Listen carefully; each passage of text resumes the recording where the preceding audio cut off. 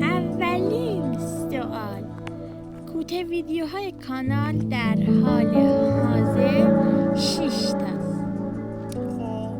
درسته یا نه درست؟ درست.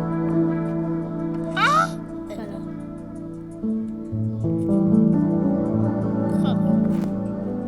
با سوال بعد. سوال دوم: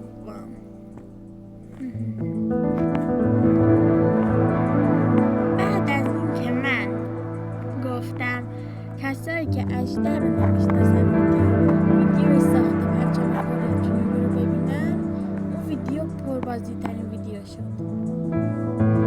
درست.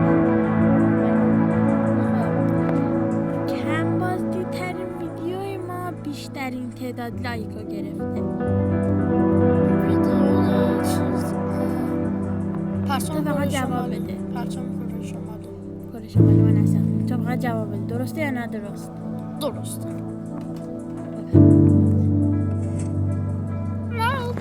سوال